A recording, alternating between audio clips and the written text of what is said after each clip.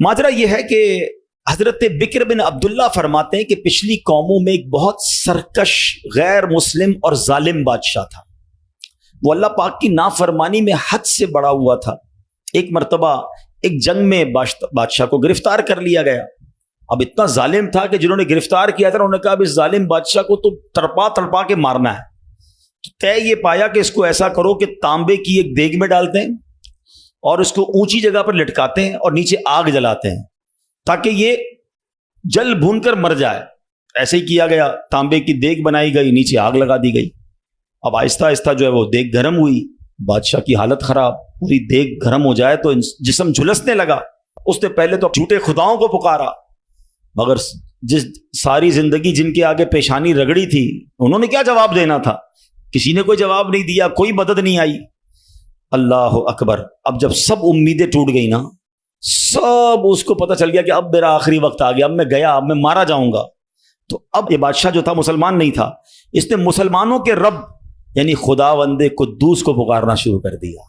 वो कहता है या अल्लाह या रहमान या रहीम मदद फरमा दे, और बुलंद आवाज से ला इलाहा इल्लल्लाह पढ़ना शुरू कर दिया।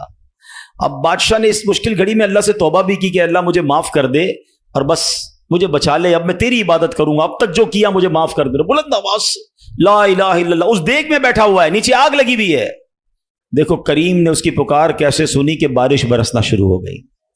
जैसे बारिश बरसी तो वो आग बुझ गई, तो वो गर्मी तो ऑलमोस्ट खत्म हो गई। लेकिन फिर इतनी तेज हवा चली कि वो देग रस्सियां तोड़ाकर देग ही उड़ने लगी।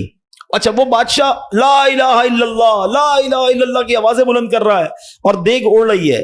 अब देग उड़ते उड़ते उड़ते गैर मुस्लिम कौम का जो कबीला था वहां जाके गिर गई। अब जब वहां गई तो लोग हैरान कि ये कैसी देग है जो उड़ते हुए आ रही है, और उसमें एक बंदा बैठा हुआ है, वो ला इलाहा इल्लल्लाह पढ़ रहा है। तो जब वो गैर मुस्लिम करीब आए तो उस बादशाह ने बाहर निकलकर अपना वाकया सुनाया कि सुनो, मैं गैर मुस्लिम था, अपने अल्लाह के सिवा झूठे खुदाओं की पूजा करता था, मैंने कलमा पढ़ा, अल्लाह ने इस मुसीबत से निकाल दिया और मुझे यहां पहुंचा दिया। पूरा गांव कलमा पढ़कर मुसलमान हो गया। अल्लाह की जो ना कुदरत के नज़ारे हैं। अल्लाह ऐसे निकालता है बंदे को कि समझ भी नहीं आती।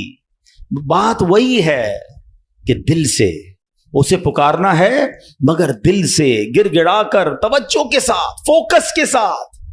फिर देखो आपकी मुश्किलें कैसे टल जाती हैं।